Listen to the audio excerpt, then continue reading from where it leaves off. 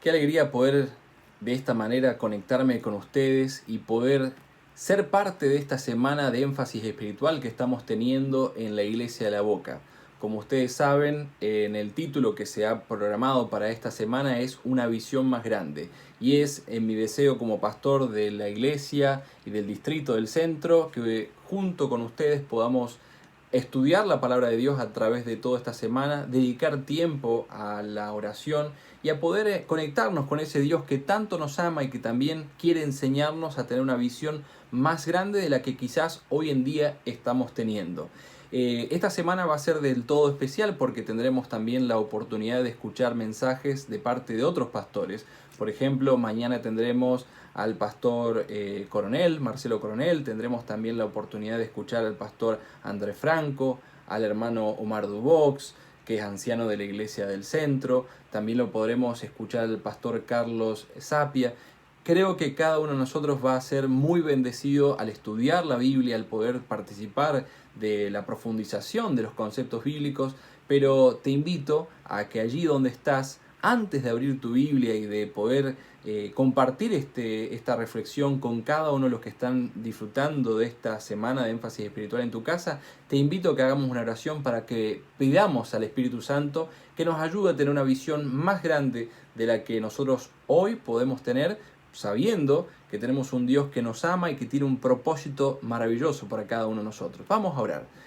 Padre nuestro que estás en los cielos, en esta hora que vamos a estudiar tu palabra, en donde también nos estamos reuniendo en familia, allí en nuestra casa, con algún amigo, con algún vecino, o quizás simplemente con las personas que están en nuestra casa.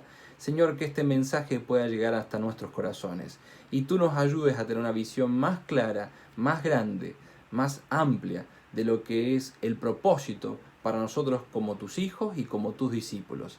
Es mi deseo como pastor que esto se pueda dar en la iglesia, en el nombre de Jesús. Amén. Muy bien, los voy a invitar entonces a que puedan en sus casas abrir su Biblia y estudiar juntos un texto que me gustaría reflexionar con ustedes. Este texto y esta historia aparece en el libro de Mateo capítulo 20. ¿Saben ustedes que las narraciones bíblicas tienen una connotación muy específica, muy importante? Y por allí, en esta necesidad de poder darle un contexto a las narraciones bíblicas, también nos va a ayudar a entender a cómo estudiar correctamente la palabra de Dios. Hay veces que nosotros cuando vemos o vamos a un texto bíblico, simplemente tomamos de un texto hacia otro y por allí no conectamos las historias, específicamente en esas historias que tienen una narración o un contexto y una historia en continuación. ¿Por qué digo todo esto? Justamente porque hay herramientas para poder acercarnos hacia los textos bíblicos de una manera más completa y más entendible. Más que nada porque ustedes ya saben que esta cuestión de colocar capítulos y versículos a los textos bíblicos no fue sino en el 1200 hasta el 1500 cuando se produjo toda esta estructuración de la Biblia. Claro, nosotros cuando tenemos los originales es un texto escrito de comienzo a fin, sin variaciones, sin subtítulos. ¿Cómo aparece todo esto? Bueno, tenemos que ir para el 1200 cuando allí aparecen las primeras subdivisiones grandes de los capítulos y para el 1500 encontrar allí la subdivisión de los versículos. ¿Y de dónde aparecen los subtítulos? Bueno, cada uno de los traductores que van acercándonos una versión más modernizada o más entendible de la palabra de Dios, por allí para ir entendiendo las estructuras de la Biblia o de las historias bíblicas, nos van colocando un subtítulo para poder comprender. Pero quería contarles a ustedes que estas señales en el texto que podemos encontrar para poder vislumbrar cuáles son los elementos que ayudan a poder comprender cuál es la historia, desde dónde comienza esta historia y cuáles son la línea de los eventos que van sucediendo, tenemos que tener 4 por lo menos elementos a tener en cuenta para saber desde dónde comienza una historia hasta dónde termina, para saber cuál es el mensaje que Dios quiere darnos a través de esa historia bíblica. Uno es el tiempo, lugar, tema y personaje. Ustedes vieron que A lo largo de la historia bíblica y específicamente en los evangelios encontramos que hay un periodo de tiempo, por allí nos va contando, ¿no es cierto?, que era de noche o que era de día y entonces al siguiente día. Esto habla un poquito del tiempo.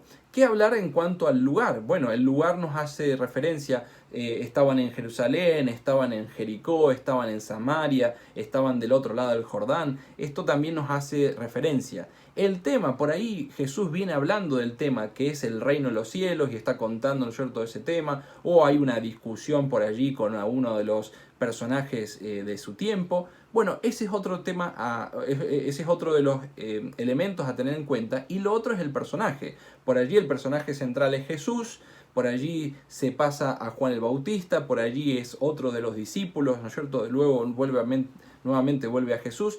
Hay que tener en cuenta cada uno de estos 4 elementos para poder saber si la historia continúa o hay que seguir leyendo, cambiando hacia otro capítulo, pasando inclusive a veces a otro capítulo, para comprender el contexto y la historia bíblica. Por eso vamos a leer ahora una porción de este capítulo en donde podemos encontrar estos 4 elementos. Los estudiosos dicen que cuando hay 2 o 3 elementos de estos que yo les acabo de decir, que es el tiempo, el lugar, el tema y el personaje, en donde se cambian, entonces tenemos que saber que se está relacionando, se está hablando de otra historia, de otro tema, de otro elemento a tener en cuenta, y entonces podemos encontrar la narratología, cómo lo pensó el autor bíblico, cómo en este caso vamos a referenciar a Mateo, cómo Mateo pensó en poder compartir el texto bíblico para que al llegar hasta nosotros pueda ser entendible y también comprendible como una narración. Por ello comenzamos leyendo desde el versículo 17 y lo vamos a llegar hasta el versículo 28 para encontrar esta porción de la narratología, de este estudio de la narración del libro de Mateo, específicamente en la historia de Jesús. Dice el siguiente en el capítulo 20, versículo 17 hasta el versículo 28, lo siguiente.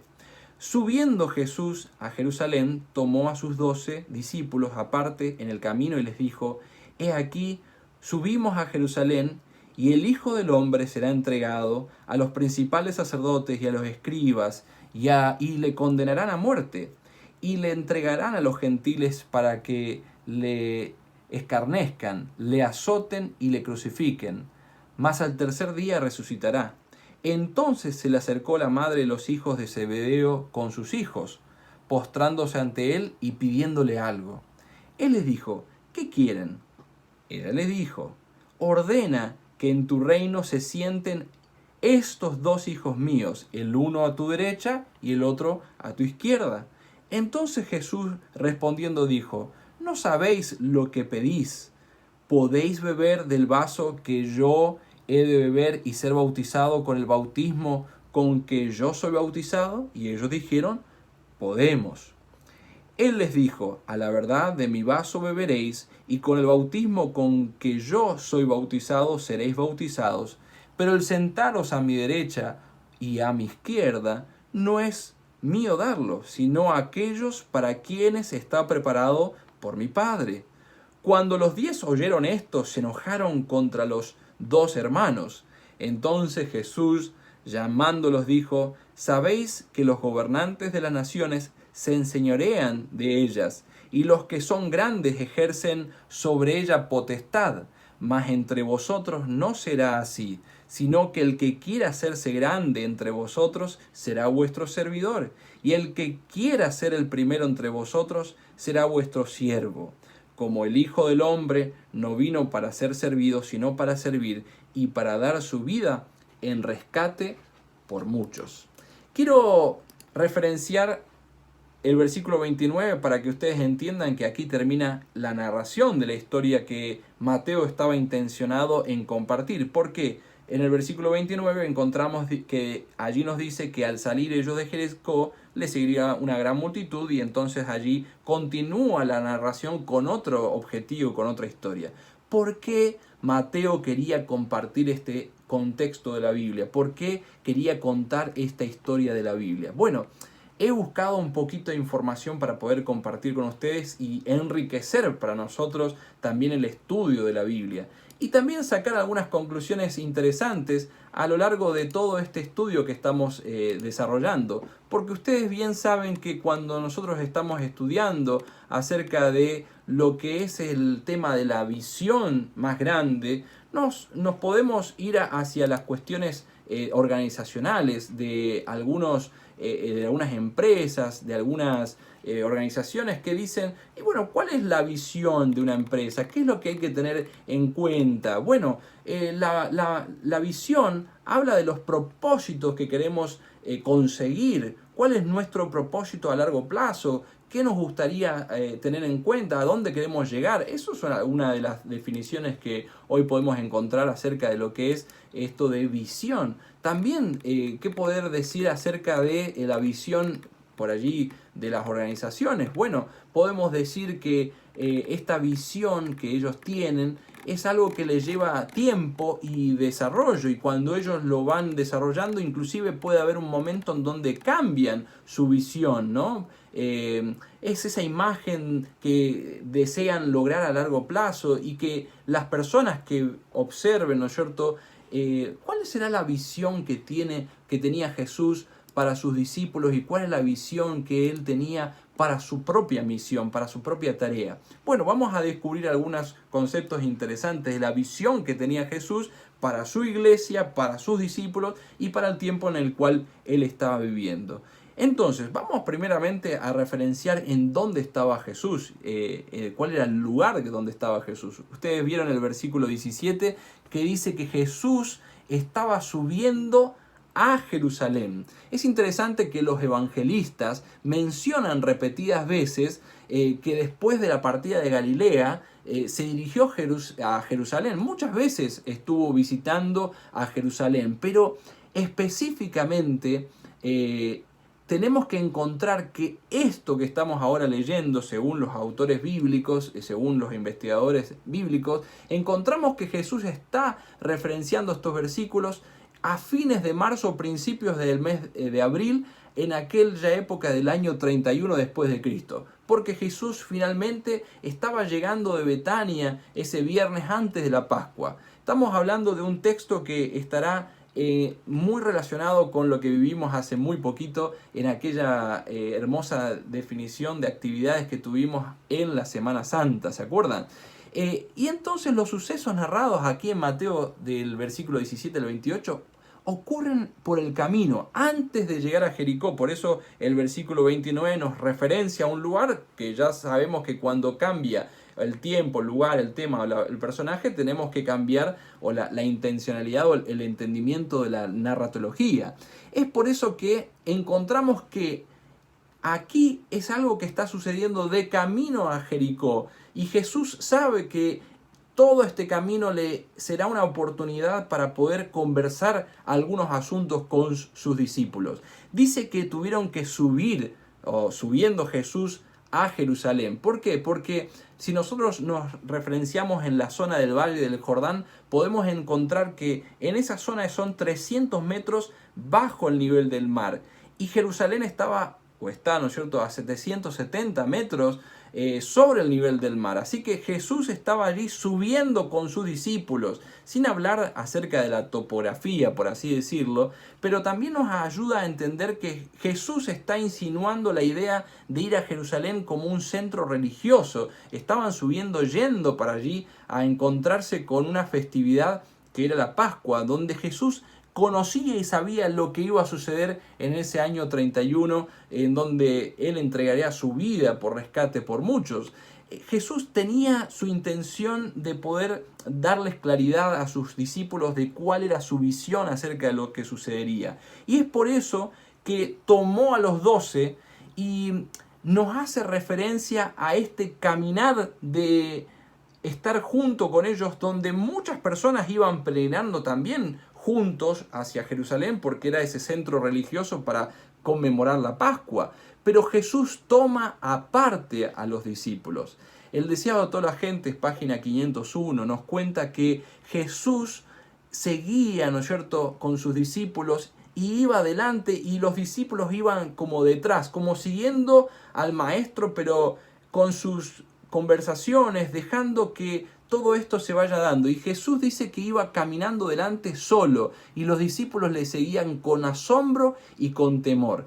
Jesús está sabiendo lo que va a suceder en el futuro. Jesús tiene una visión clara acerca de lo que va a pasar por delante. Y sus discípulos están asombrados porque saben que algo va a suceder, pero no entienden mucho de lo que está sucediendo en el contexto. Y Jesús les tiene que hablar para contarles qué es lo que está teniendo Él en su corazón, cuál es la visión de lo que va a suceder.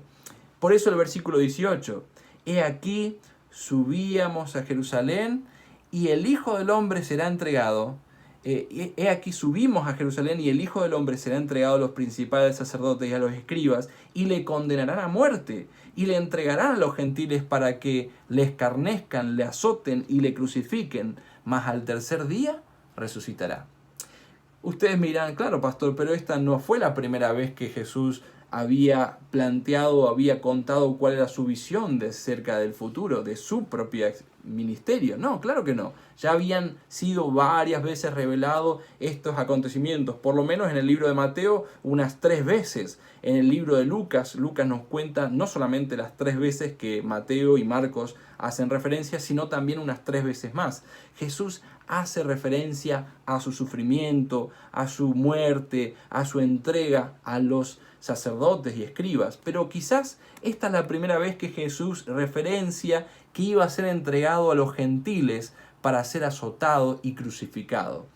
Esto nos hace recordar 3 años antes, cuando Nicodemo se encuentra con Jesús y habla en esa noche.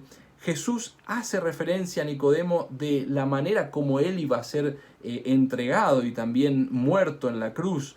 Pero ahora es mucho más claro. Jesús sabe que su destino final es la cruz. Jesús sabe que tiene que ser entregado a las autoridades romanas para poder ser parte de esta muerte. Y Jesús, aunque viene conmemorando todo esto desde hace mucho tiempo, les quiere dejar bien claro a sus discípulos: queridos amigos, queridos discípulos, esto que voy a pasar es parte del reino de los cielos, es parte de lo que yo tengo que realizar para la salvación de muchos. Y Jesús había ya estado comentando acerca del trono de gloria que iba a sucederse. En el capítulo 19, versículo 28, les acaba de decir a sus discípulos que habrían tronos, habrían lugares en el trono. Por eso Jacobo y Juan, 2 hermanos, probablemente comentándole y habiendo sido partícipe, quizás inclusive su madre, de esta conversación, de lo que Jesús está diciendo,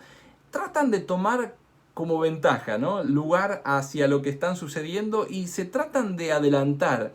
Y están pidiendo algo a Jesús un tanto osado, pero también, claro, ¿quién no hubiera entendido, comprendido que lo que ellos estaban realizando sería algo negativo? Totalmente lógico que lo que un padre quiere para sus hijos es lo mejor, la mejor posición. Inclusive estos discípulos entendían que Jesús tendría un lugar, un trono, y querían tener un lugar, un espacio allí para poder estar cerquita de Jesús. Como cada uno de nosotros, me imagino que por ahí pensamos y decimos, qué lindo sería estar con Jesús, ya estar con Jesús, tener esa misión, esa tarea tan linda de poder acompañar a Jesús en este momento. ¿Cuándo se va a terminar toda esta cuarentena? ¿Cuándo va a terminar el dolor, el sufrimiento? ¿Por qué el Señor todavía nos tiene a nosotros como miembros de su grey en esta situación, rodeados de todas estas plagas que están sacudiendo el mundo entero?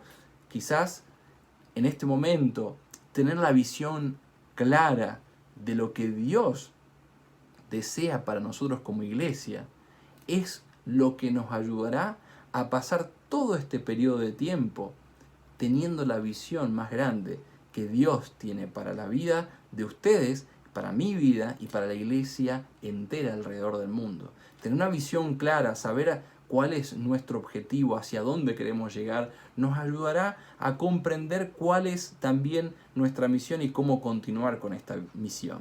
Por eso las empresas hoy en día hablan de misión y visión. La Iglesia Adventista lo tiene, tenemos una visión clara acerca de a dónde queremos llegar. Jesús la tenía. Y ahora dos de sus discípulos se acercan hacia Jesús junto con su madre y le piden una posición. Y Jesús, más allá de poder haberlos reprendido o haberles dicho, ustedes no están sabiendo lo que están pidiendo, porque Jesús inclusive les hace la pregunta, ¿están dispuestos de beber del vaso del cual voy a tener que beber? ¿Se acuerdan esa oración casi final de Jesús cuando allí ora y dice, Padre, que pase de mí esta copa? Jesús quizás ahora está haciendo referencia a ese vaso de sufrimiento que va a tener que sucederse en su vida y también padecer, pero con amor, con seguridad, con firmeza. Él les invita a reflexionar a sus discípulos. Jacobo, Juan, ¿están seguros de lo que ustedes están pidiendo? Quizás no están comprendiendo de los que sean merecedores de tomar este vaso y también ser bautizados con el bautismo con el que yo soy bautizado. No será fácil, no será sencillo, pero a pesar de que ustedes están diciendo de que están dispuestos a padecer para ser parte de mi reino y dispuestos a ir a las últimas consecuencias, tengan a bien sabido que ustedes, aun cuando son mis discípulos, aun cuando he orado muchas veces al Padre, como dice Juan capítulo 17, que los guardes del mal, que los protejas a lo que me diste, pero el Señor Jesús sabía que cada uno de nosotros tendría que pasar una propia experiencia, una propia visión de lo que iba a sucederse en este mundo. Y por eso entonces les deja bien claro, saben ustedes que van a ustedes pasar también sobre esto. Jacobo fue el primer mártir de esos 12 discípulos que perdieron su vida por seguir a Cristo, por ser los representantes de Cristo en esta tierra. Juan, en el caso de Juan, también murió, pero ya siendo mucho más viejito, ¿no es cierto? Y también producto del seguimiento de la predicación que tenía acerca de Jesús, de su maestro, de su gran amigo. Tenemos aquí a dos discípulos que están pidiendo algo extremadamente difícil y que el maestro les responde con claridad y con seguridad. Los gobernantes de las naciones que se enseñorean de ellas ejercen sobre ellas su potestad, mas entre vosotros no va a ser así. ¿Cuál es la visión de Jesús para sus discípulos? Jesús tenía bien clara cuál era su misión y su visión. Su visión era clara, él tenía que ir hacia Jerusalén, él tenía que ir a padecer, él tenía que dar algo por el rescate de muchos. El libro de Lucas, capítulo 19, versículo 10, nos habla con tanta seguridad y con tanta claridad la misión y la visión que tenía Jesús, porque el Hijo del Hombre no vino para sino buscar y salvar lo que se había perdido. Jesús estaba sabiendo que su misión era buscar y salvar lo que se había perdido. Pero ¿qué quiere Jesús? ¿Qué quiere contarnos a nosotros que estamos viviendo hoy en día de toda esta pandemia, todo este coronavirus? ¿Qué le quería contar a sus discípulos? ¿Cuál era la visión que él tenía para con ellos? Él tendría que dar su vida en rescate por muchos, pero ¿qué con relación a ti y a mí? Más entre vosotros, dice Jesús, será de esta manera. El que quiera hacerse grande entre vosotros será vuestro servidor. Y el que quiera ser el primero entre vosotros será vuestro siervo. La palabra servidor viene de diácono. En griego es diácono. Y habla de un servicio, de una abnegación, de una humildad, de una búsqueda del bienestar del otro. Que con relación a la palabra siervo viene la palabra duolos, que significa esclavo. Cuando Jesús les habló a sus discípulos, la visión más amplia que él tenía acerca de la tarea que iban a realizar sus discípulos, la misión más grande, sería que ellos entendieran que para ser parte de su reino tenían que ser discípulos en el servicio, discípulos en la humildad, discípulos en la disposición de hacer para el otro lo que el Maestro les había venido a enseñar. Jesús buscaba que sus discípulos alrededor del mundo tuvieran una actitud de servicio y de amor, de entrega a esa tarea, a esa misión que el Señor tenía para con ellos. La visión de Cristo para ti y para mí es que podamos ser siervos útiles en la causa de la predicación, del llevar un estudio bíblico, de llevar un alimento, de llevar una palabra de aliento, de llevar un mensaje de esperanza a través del WhatsApp, a través de una cartita, a través de una actividad misionera. No es el tiempo para que nosotros estemos de brazos cruzados y esperando que alguien nos sirva. Es el tiempo en que Cristo Jesús quiere que tengamos una visión más amplia, más grande de lo que nosotros tenemos que hacer con este mundo. Este mundo, como decía Mateo capítulo 24, versículo 14, necesita que este evangelio sea predicado por testimonio a todas las naciones, entonces vendrá el fin. Este testimonio a todas las naciones no vendrá de otra manera sino es a través de tu testimonio, de tu servicio, de tu amor. Miren, estoy emocionado de ver fotos en esta semana de jóvenes, de hermanos de iglesia que se han dispuesto a ir y buscar alimentos para poder ser entregados a las personas o a las familias de la iglesia o de las personas de nuestra comunidad que están necesitándola. Ese es el tipo de visión que Cristo Jesús quiere que tengas. Una visión amplia de la tarea que Él vino a realizar aquí en esta tierra, una visión más grande todavía de lo que nosotros debemos realizar. ¿Será que no lo sabíamos? Sí lo sabemos, pero Jesús quiere que nosotros no busquemos solamente el que alguien venga y haga, sino que seamos nosotros los que hagamos. Un discípulo es alguien que busca la visión de Cristo. ¿Cuál era su visión de crecimiento, de grandeza? Y la grandeza parece ser de que en el reino de los cielos, para ser grande, tenemos que servir. Y el servicio es algo que sale del corazón del discípulo que quiere hacer lo que su maestro vino a hacer. Versículo 28, ¿lo tenés ahí en tu Biblia? ¿Está tu Biblia todavía abierta? Allí en Mateo capítulo 20, versículo 28. Como el Hijo del Hombre no vino para ser servido, sino para servir, y para dar su vida en rescate por muchos. Esa palabra rescate por allí, ¿no es cierto?, nos hace referencia a aquello que hizo Jesús. La palabra allí en griego hace referencia a un pago, a una entrega, algo que se tenía que entregar o dar, ¿no es cierto?, que podía ser para rescatar, podía ser algo económico. Es esa entrega que hizo Cristo Jesús de su propia vida para poder ser entregada en el rescate por las personas de este mundo. Cristo Jesús estuvo dispuesto a darlo todo. Cristo Jesús estuvo dispuesto a tener una visión clara hacia dónde tenía que ir su vida. Su vida tenía que ir en una vida de servicio, una vida de rescate, una vida de búsqueda por aquellas personas que estaban perdidas en este mundo y las tenía que rescatar. Esta era lo que en griego se llama lutrón, que significa rescate, expiación, recompensa. En los papiros, ¿no es cierto?, se emplea la palabra lutrón para referirse al precio pagado para libertar a un esclavo, por ejemplo. Y también se emplea para hablar del dinero pagado para rescatar una prenda, por ejemplo, que uno tuvo que empeñar.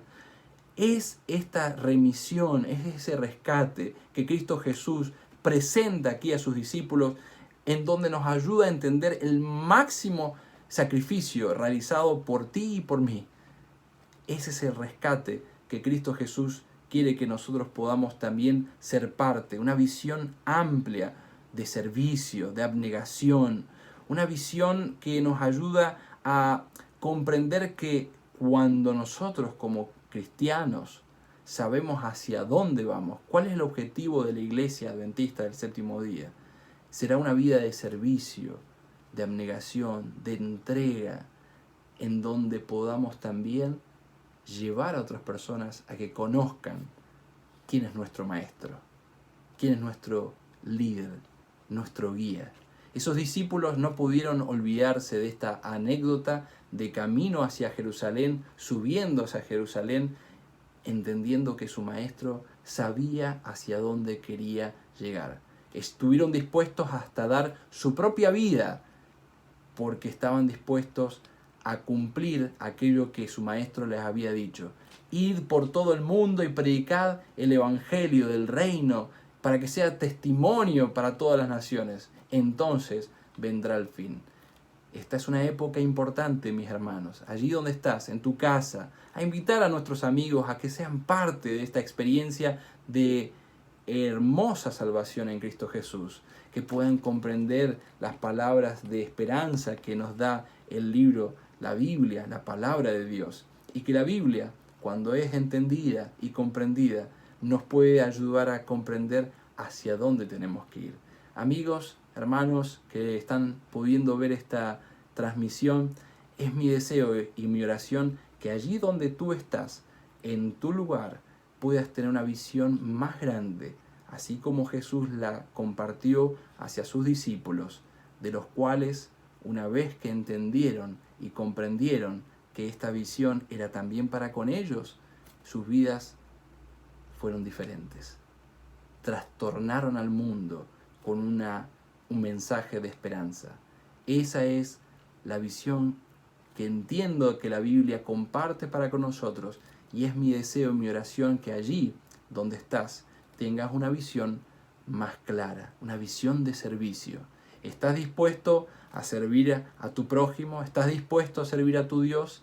¿Estarías dispuesto, así como lo hizo Jacobo y como lo hizo Juan, a también estar en aquel reino de los cielos, dando totalmente tu tiempo, tu dinero, tu experiencia, tu búsqueda de los perdidos, para que ellos también sean parte del reino de los cielos? Es mi deseo y mi oración que a través de la lectura de lo que hoy hemos tenido de la palabra de Dios, nuestra visión pueda ir creciendo, y a lo largo de toda esta semana puedas ver cuán grande es la visión que Dios tiene para contigo.